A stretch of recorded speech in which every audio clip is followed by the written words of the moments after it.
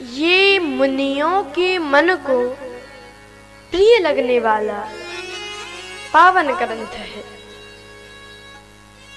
और इसकी रचना किसने की है? विरचिव शंभु सुहावन पावन। इसकी रचना भगवान शिव ने, भगवान भूत भावन भोलेनाथ ने की है। यह श्री रामचरितमानस उनकी ही रचना है। अच्छा देखिए, भगवान शंकर ने इस ग्रंथ को बनाकर अपने हृदय में छिपा लिया। रच महेश निज मानस राखा। अपने हृदय में शंकर जी ने इस ग्रंथ को बनाकर छिपा लिया। अच्छा, श्री बाबा तुलसीदास जी लिखते हैं कि यह इस ग्रंथ की रचना भगवान शिव ने की है। तो किसी ने बाबा से ही पूछा कि तुलसीदास जी, अगर इस ग्रंथ को भगवान शंकर ने बनाया है तो फिर आपने क्या किया? अगर इस ग्रंथ को शंकर जी ने बनाया है तो फिर आपने क्या किया? तो कहते हैं भगवान कि तुलसीदास जी कहते हैं कि हमने तो केवल इस ग्रंथ का प्रकाशन किया है। जैसे किसी बुक का, किताब का रचयिता कोई और होता है और प्रकाशक कोई और होता है, तो इस ग्रंथ की रचयिता तो भगवान शिव हैं। हमने तो केवल उस ग्रंथ को प्रकाशित किया है। अच्छा बाबा, तो ये ग्रंथ कहाँ प्रकाशित हुआ? तो बाबा कहते हैं, नौमी भौम बार मधुमासा। नौमी भौम बार मधुमासा। नौमी भौम बार मधुमासा। नौमी भौम बार मधुमासा। भूमि भौम बार मधुमासा अवधपुरी यह चरित प्रकाशा। नौमी भौम बार बार बार मधुमासा। भौम बार मधुमासा अवधपुरी यह चरित प्रकाशा। भौम मधुमासा। नौमी भौम बार। नौमी भौम बार मधुमासा। इस ग्रंथ को मैंने बनाकर अयोध्यापुरी में प्रकाशित कर दिया, लेकिन इसके रचयिता तो भगवान शिव हैं। अच्छा देखिए, भगवान शिव इसके रचयिता हैं। और मैं आपको एक चीज बताऊं कि भगवान शिव के जीवन में कितनी बड़ी बड़ी विचित्रताएं हैं। भगवान शिव के जीवन में बहुत ज्यादा विचित्रताएं हैं। जैसे भगवान शिव के सिर पर हैं गंगा जी,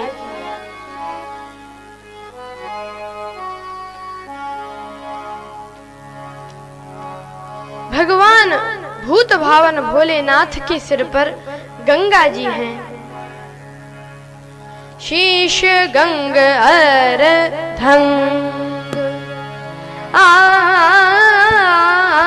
शीश गंग अर्धंग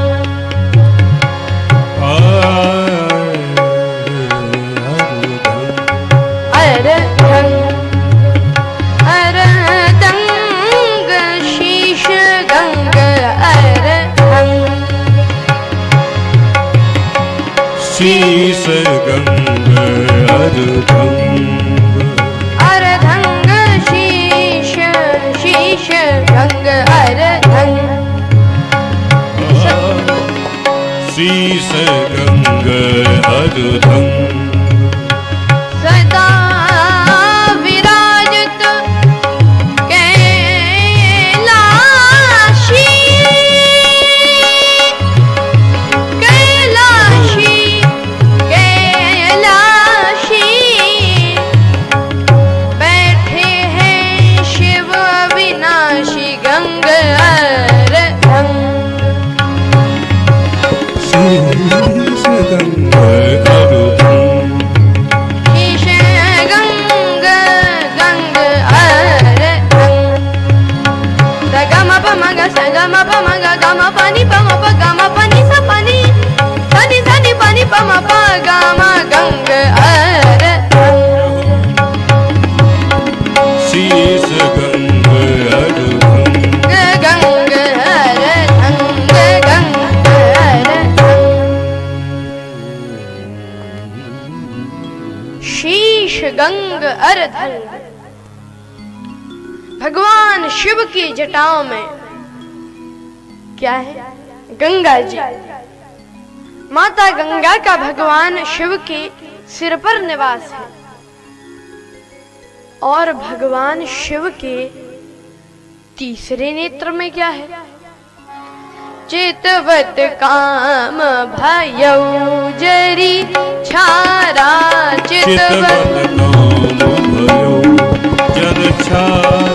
जब सेवती शरणयन उघारा जब सेवती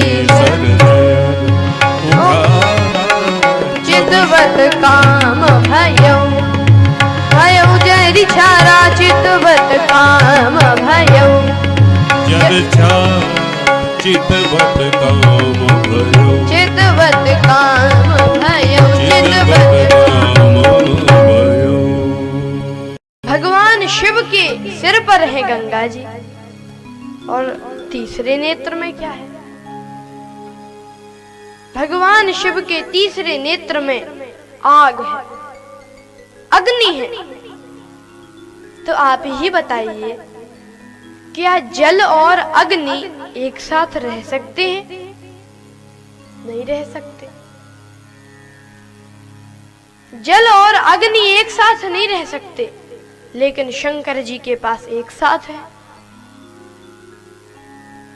अच्छा देखिए, भगवान शिव के गरल में है विष, गरल कंठ और नरसिर माला। भगवान शिव के गरल में है कंठ, भगवान शिव के कंठ में है गरल, भगवान शिव के गले में विष है और उनके सिर पर क्या है? भाई प्रसन्न चंद्र अवतंशा, उनके सिर पर चंद्रमा और चंद्रमा में है अमृत।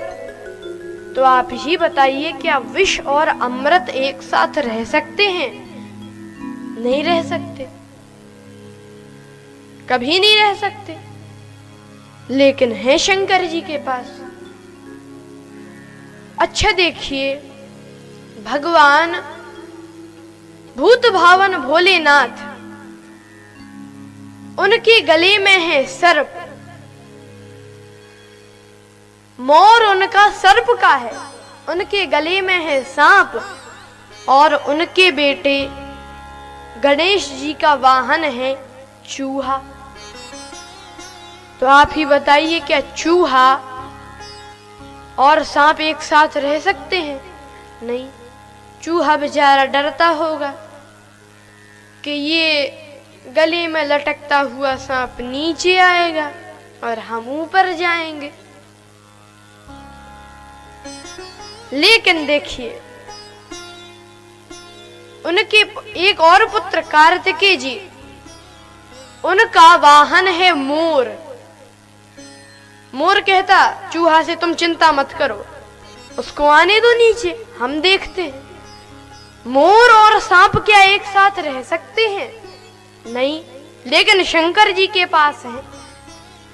मोर और सांप एक साथ नहीं रह सकते। अच्छा, शंकर जी के गण क्या है? भूत। शंकर जी के गण है भूत, और शंकर जी के अंग में है विभूत। तो क्या भूत और भभूत एक साथ रह सकते हैं? नहीं, लेकिन शंकर जी के पास है। अच्छा देखिए, शंकर जी का वाहन है वृषभ, बैल। भगवान शंकर का वाहन है वृषभ। बर बौराह बसे असवारा, वृषभ उनका वाहन है। और उनकी पत्नी माता पार्वती जी का वाहन क्या? शेर। तो क्या शेर और बैल एक साथ रह सकते हैं? नहीं रह सकते। इतनी सारी परिस्थितियों से घिरा हुआ शंकर जी का जीवन, लेकिन उनका घर स्वर्ग के समान है। इतनी सारी विकट परिस्थितियां, लेकिन शंकर जी के घर में खुशहाली। कभी भी आपने देखा शंकर जी टेंशन में हैं, या उनको किसी वैद्य के यहाँ जाना पड़ा, वैद्य किसी डॉक्टर के यहाँ जाने की जरूरत पड़ी?